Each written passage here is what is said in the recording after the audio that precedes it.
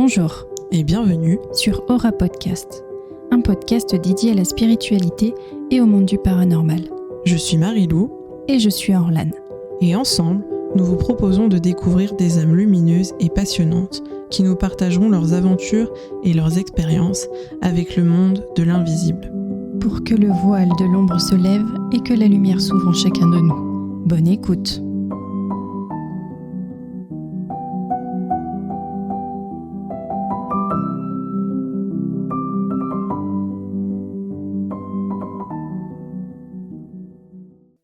Bonjour Francisca. Bonjour Orlane. Bonjour Marie-Lou. Bonjour et bienvenue sur Aura Podcast.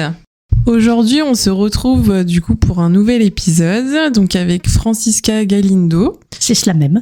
Donc on est ravis de t'avoir sur notre petit plateau. Donc on va te laisser te présenter dans un premier temps, s'il te plaît, et nous expliquer un petit peu ta vie et ta vie professionnelle.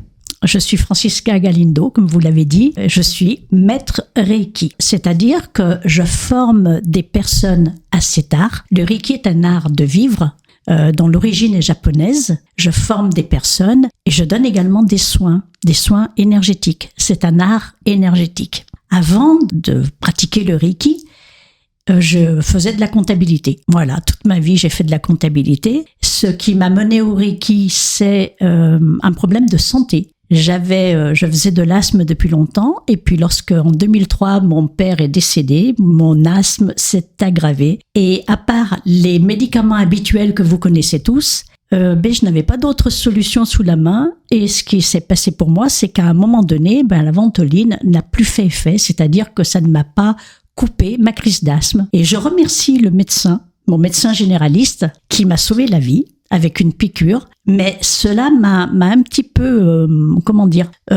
ramené dans une sorte de compréhension, de prise de conscience que ce n'était pas normal que je fasse de l'asthme, comme si je m'étais coupée de la nature.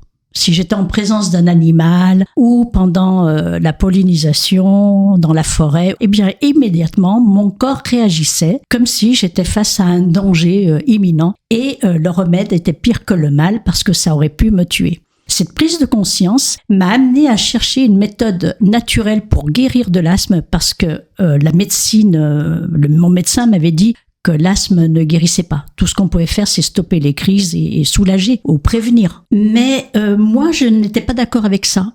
Je n'étais pas d'accord avec le fait que je ne pouvais pas guérir mon asthme parce que je me disais que nous, les humains, nous naissons avec un corps parfait et que notre corps peut très bien guérir. À un moment donné, je suis très sensible aux sciences et notamment à la physique et à la physique quantique qui dit que tout est information. Et je m'étais dit, si je fais de l'asthme en présence d'un animal ou dans la forêt ou quoi que ce soit, c'est parce que il y a en moi une fausse information que je dois modifier. J'ai cherché donc sur Google, pour ne pas faire de publicité, mais bon, tout le monde cherche sur Google, méthode naturelle pour guérir l'asthme. Alors j'étais très pragmatique à l'époque puisque je vous rappelle que j'étais comptable. Je suis tombée sur des pratiques qui m'ont paru, je vous cache pas, très farfelues. J'étais très loin du monde spirituel et surnaturel. Quand je voyais certaines pratiques ou certains conseils, je me disais oh là là. Mais c'est-à-dire qu'avant ces crises d'asthme répétitives et handicapantes au final, tu t'étais jamais posé la question sur la spiritualité ou sur se soigner naturellement, etc. Jamais. J'ai toujours fait confiance à la science et je me suis jamais posé ce genre de questions. Je vais pas vous mentir, c'est en marchant dans la forêt, en faisant une randonnée que je me suis dit il n'est pas normal que je sois coupée de la nature. Puisque nous, les humains, nous avons un corps d'animal. Donc, il n'y a pas de raison. Et c'est en me disant que c'était une fausse information que je me suis dit, il faut que je trouve le moyen de modifier l'information. Or, je n'avais aucune possibilité de modifier l'information. J'avais déjà essayé. J'étais allée voir un psychanalyste et j'avais fait une psychanalyse parce que je m'étais dit, la fausse information est cachée dans mon inconscient, je vais la révéler. Oui, sauf que ça n'a pas marché. Et donc, à un moment donné, je suis tombée en faisant des recherches en 2003, Et puis je suis tombée sur un site internet d'un maître allemand qui s'appelle Jurem Vance, il est décédé, et je l'honore énormément et je le remercie là où il est, qui m'a mis le pied à l'étrier dans le Reiki. Ce maître Jurem Vance, quand je l'ai contacté pour lui poser des questions, il m'a invité à une rencontre. C'est une rencontre qu'il faisait avec ses stagiaires, avec ses élèves. Et lorsqu'il m'a demandé pourquoi je m'intéressais au Reiki, je lui ai parlé de mon problème de santé. Et sa question, elle m'a vraiment secouée quand il m'a dit « Qu'est-ce que tu as fait pour ton asthme ?» Alors moi, je lui ai parlé des médicaments et de la psychanalyse.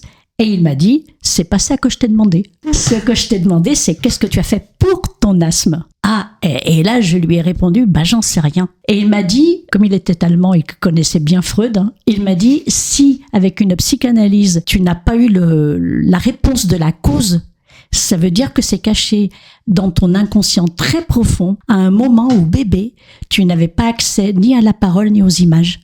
Donc il a dû se passer quelque chose qui est resté ancré en toi. Alors tu peux effectivement avec le Reiki aller à cet endroit-là. Il te faudra simplement passer les 3 premiers degrés parce qu'il faut le 3e pour y accéder. Et donc du coup, est-ce que tu as la réponse aujourd'hui ? Aujourd'hui, j'ai la réponse. Et il se trouve qu'avec le Reiki, lorsque vous cherchez à guérir un problème ancien et caché dans l'inconscient, la guérison peut arriver sans que vous connaissiez la cause. Parce que le Reiki est une énergie intelligente. Si connaître la cause peut être beaucoup plus douloureuse que de ne pas la connaître, peut déclencher chez vous une souffrance abominable, vous ne la connaîtrez pas. En revanche, si connaître la cause peut être amusant, par exemple, parce que vous avez une maladie grave comme l'asthme, alors que des fois la cause, c'est ce qui m'est arrivé d'ailleurs, elle était plutôt amusante. Eh bien, dans ce cas-là, vous allez le savoir, ça va vous permettre de rire et d'en guérir. Est-ce que tu peux nous expliquer ce qu'est le Reiki de façon simple ? Bien sûr. Le Reiki, ce n'est ni une pratique, ni une technique. Le fondateur, c'est Mikao Usui. C'est un japonais qui est né en 1865 et décédé en 1926 et qui pratiquait déjà le magnétisme dans son pays. Et il était bouddhiste, il pratiquait le bouddhisme et ce qu'il voulait, c'était arrêter le cycle des incarnations successives. Comme tous les bouddhistes, son objectif était d'atteindre l'éveil. Et chaque fois qu'il tombait dans les travers des émotions comme la colère, la préoccupation, ce genre de choses, ça lui mettait un coup de bambou sur la tête, si on peut dire, dans le sens où il se disait, ça y est, j'ai encore raté la cible, quoi. Et donc, il est allé faire une pratique, pour la 3e fois de sa vie, une pratique ésotérique sur le mont Kurama, où il y a un temple qui durait 21 jours, cette pratique, très hard, très dure. Ça durait 21 jours. Cette 3e fois, comme il avait de nouveau raté la cible, il s'était dit, cette fois-ci, alors je tiens cette information d'une de mes stagiaires qui est japonaise, et qui avait un livre japonais non traduit ni en anglais ni en français. Je préfère dire les sources. Dans ce livre était écrit qu'il s'était dit, je suis prêt à mourir. Tant pis, je ne vais déroger à rien.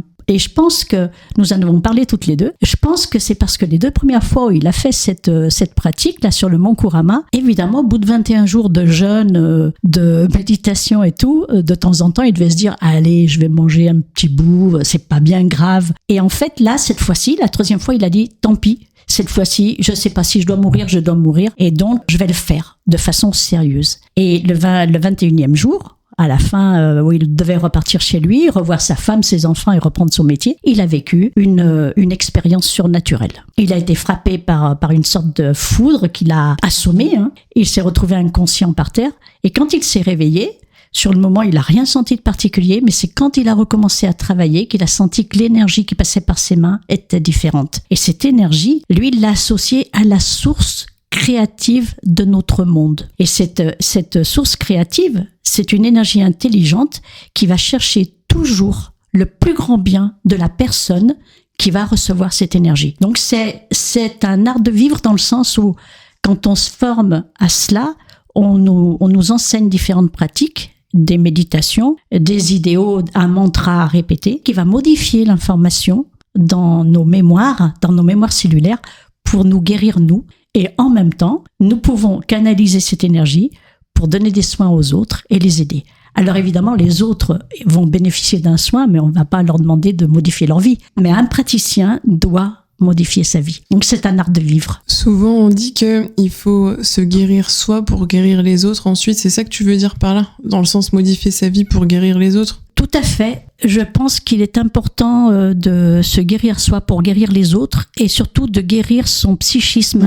de guérir ses pensées, ses émotions, parce que sinon le risque, c'est que l'on va projeter sur les personnes qui viennent nous voir nos propres souffrances. Et dans ce cas-là, si on n'est pas neutre, on ne peut pas les aider. Et ça peut d'ailleurs être dangereux, comme tu le dis. On nous a dit que ça pouvait quand même être pollué parce qu'il y a beaucoup de gens qui utilisent ce canal et que parfois il y en a qui l'utilisent pas à bon escient.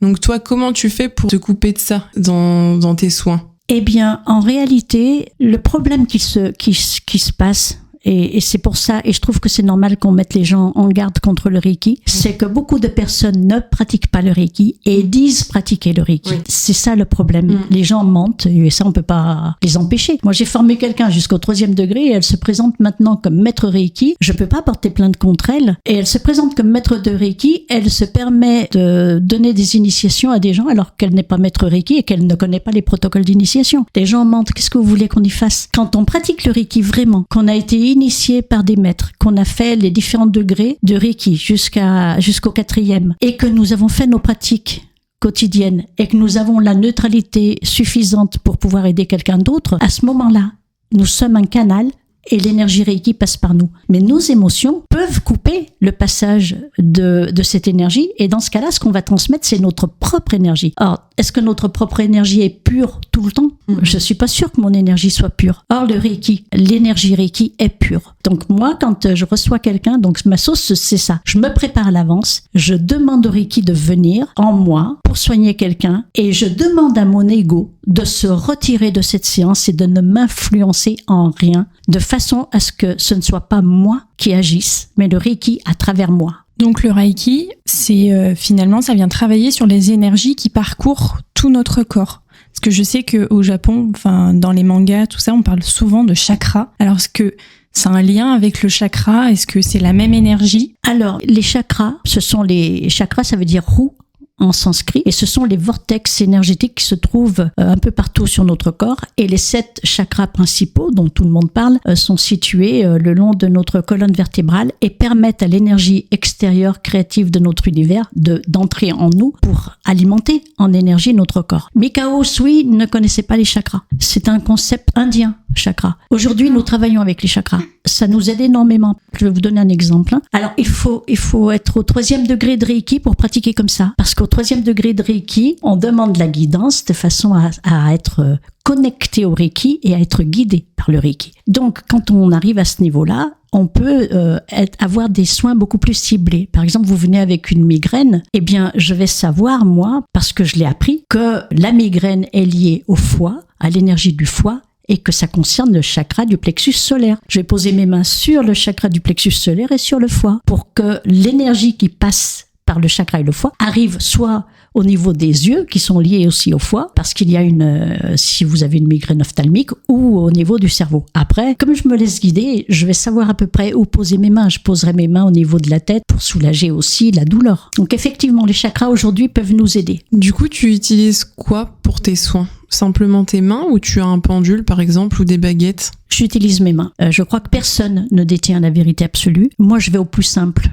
Nous avons un corps qui est un canal parfait. Si nous le maintenons en bon état de fonctionnement, si on peut dire, à ce moment-là, il va canaliser l'énergie Reiki de la façon la plus pure possible. Et mes mains suffisent.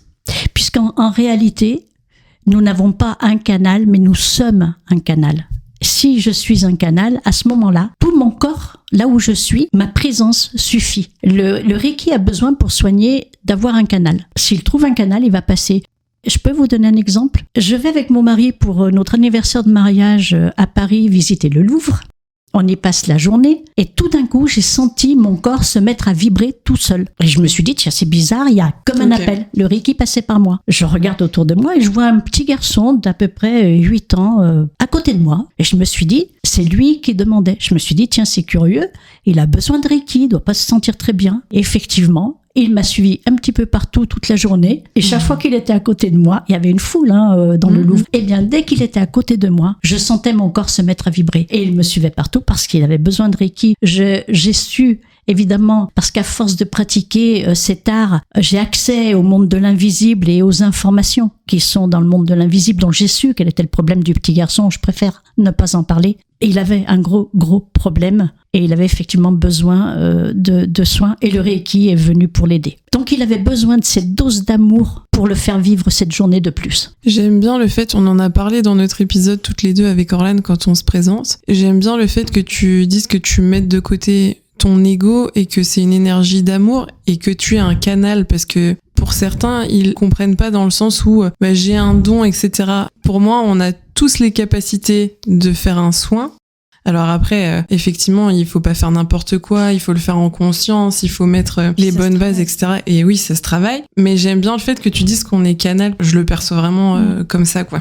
Oui, tout à fait. Je n'ai aucun don à la base. D'ailleurs, à la base, j'avais juste les dons d'écrire 2 + 2 = 4. Alors du coup, comment se déroule une de tes séances de Reiki ?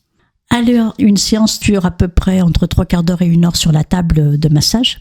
Moi, je vais accorder 1h30 à 2 heures à la personne qui va venir, surtout la première fois, parce que j'ai besoin qu'elle dise pourquoi elle vient. Alors souvent, si je ne connais pas la personne, elle m'aura dit déjà au téléphone pourquoi elle a besoin d'une séance de Reiki. Mais quand elle vient dans mon cabinet, j'ai besoin qu'elle le dise, pas tellement pour moi, puisqu'elle me l'a déjà dit, mais parce que là, je suis dans un environnement particulier. Au téléphone, je ne suis pas au premier contact dans un environnement particulier. Et là, j'ai besoin qu'elle le dise pour le Reiki, pas pour moi. Parce que ce qu'il faut, c'est que elle et le Reiki, la personne qui vient me voir et le Reiki se mettent d'accord sur la guérison. Parce que il y a des gens qui viennent avec des problèmes, des maladies, mais qui n'ont inconsciemment, c'est pas conscient, inconsciemment pas vraiment envie de guérir. Pour différentes raisons. Donc c'est important qu'elle dise pourquoi elle vient et ce qu'elle attend du Reiki. Et une fois qu'elle a dit pourquoi elle vient, ce qu'elle attend du Reiki, à ce moment-là, je vais l'allonger et je vais poser mes mains aux différents endroits que j'ai appris. Donc, je vais lui faire un soin protocolaire. Ce qu'il faut savoir, c'est que si je me trompe, que j'oublie une position ou quoi, il n'y a aucun problème parce que le protocole, c'est pour nous les humains. Le Reiki n'en a pas besoin. Quand on a échangé avant d'enregistrer le podcast, tu nous as raconté que tu faisais des soins en hôpital et ça nous a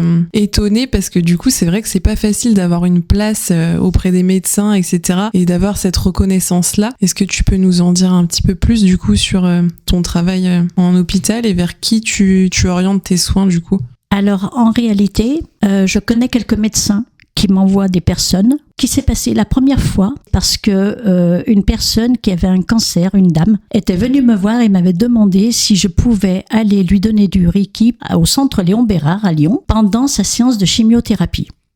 Alors à cette époque-là, c'était parce que moi je pratique le Reiki, donc ça fait un peu plus de 20 ans maintenant. À cette époque-là, le Reiki n'était pas vraiment entré dans les hôpitaux à Lyon. Et moi j'avais dit à cette personne, une des choses qu'on apprend avec le Reiki, c'est à être honnête vis-à-vis de soi-même et avant d'être honnête vis-à-vis des autres. C'est-à-dire qu'il faut qu'on sache pourquoi on fait les choses. Est-ce que je vais faire ça parce que ça flatte mon ego ou est-ce que je vais faire ça parce que cette personne, elle m'a demandé mon aide? Et dans ce cas-là, comment je me présente avec les médecins? Donc moi j'avais dit à la personne, je suis tout à fait d'accord d'aller vous donner une séance de Reiki pendant votre chimiothérapie, mais j'exige que vous en parliez au personnel médical, au corps médical, parce qu'il n'est pas question que si quelqu'un rentre dans la pièce, parce que moi je ne savais pas comment se déroulait une séance de chimiothérapie, très clairement, jamais j'avais vu ça, mais il n'était pas question que je retire mes mains comme si j'étais prise en faute. Pour moi, c'était pas possible, quoi. C'était mentir. Et si elle n'était pas capable d'avoir l'accord du corps médical, il n'était pas question que j'agisse au centre Léon Bérard. C'était le premier endroit où je suis allée donner un soin Reiki pendant la chimiothérapie. Donc elle a demandé au médecin, à l'oncologue, à l'infirmier, enfin je sais pas à qui. Elle m'a dit que c'était d'accord, j'y suis allée, je lui ai donné sa séance de Reiki pendant sa chimiothérapie. Ça a commencé comme ça. Et depuis, de temps en temps, les médecins, je sais pas, ils doivent me connaître. À l'hôpital HFME de Bron, qui est l'hôpital femme-mère-enfant, eh bien, un jour j'ai vu arriver une dame avec sa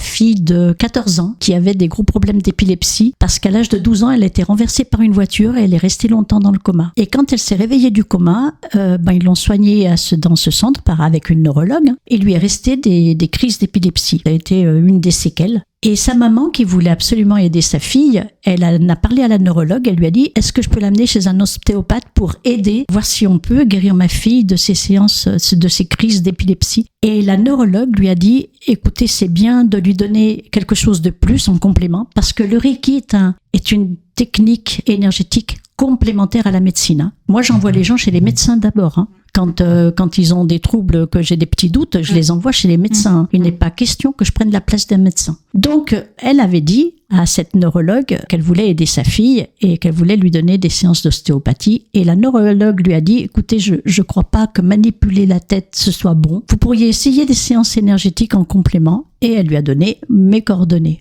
Et moi, je ne connais pas la neurologue, je ne sais même pas comment elle a entendu parler de moi. Et donc, la jeune fille, 14 ans, elle est venue avec sa maman, et puis elle est venue régulièrement. Et ce qu'il y a de bien, c'est que c'est l'assurance de la voiture qui payait ses séances de Reiki, et l'assurance lui a payé ses séances de Reiki tout le temps qu'il a fallu. Oui, c'est marrant de voir que la médecine s'ouvre progressivement au monde de la spiritualité, mais aussi aux pratiques comme le Reiki. Complémentaire. Parce que je pense, sans vouloir me vanter, je pense que je suis sérieuse dans ma pratique. Je pense que je respecte les médecins et la médecine. J'ai des amis médecins. Il m'arrive aujourd'hui d'envoyer, j'ai un ami psychiatre à Lyon que je connais depuis très très longtemps, avant qu'il soit psychiatre, je le connais. Et quand je sens que j'ai quelqu'un qui vient me voir et qui a un trouble psychique, une maladie psychique, je l'envoie consulter mon ami psychiatre. Est-ce que tu as vu une évolution au cours de ces années, justement, sur cette évolution au niveau de la médecine ? Eh bien, non, parce que moi, depuis le début, j'ai pas de problème. J'ai formé plusieurs centaines de personnes et quelques maîtres. Et parmi les maîtres, il y en a une récemment que j'adore. Je la salue, Janine, bonjour, qui me dit très récemment, « Ouh là là, je vais modifier mes flyers parce que là, ils font une chasse aux sorcières. » Mais non, faut arrêter.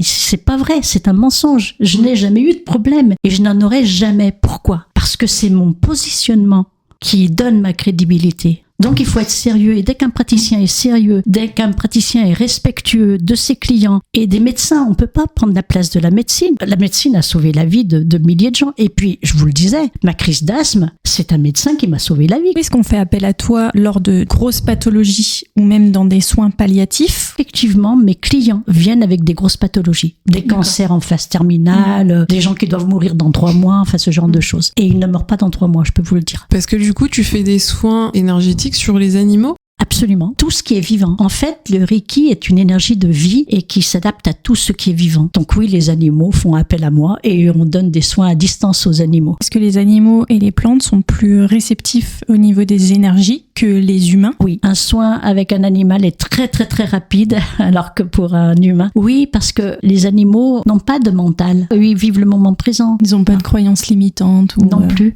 D'autres choses qui vont venir polluer un soin. Et pareil avec les bébés, du coup. Est-ce que tu peux nous raconter un événement que tu as vécu qui t'a particulièrement marqué ? Eh bien oui.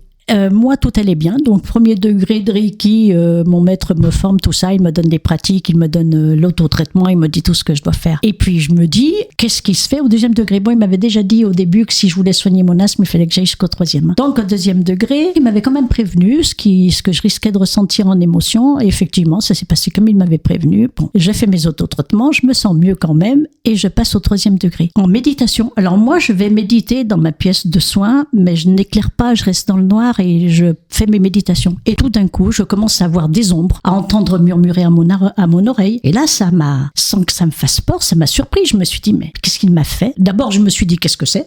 Qu'est-ce qui se passe ? C'est quoi ça ? Il y a du monde ici, je comprends pas. Après, je me suis dit, qu'est-ce qu'il m'a fait ?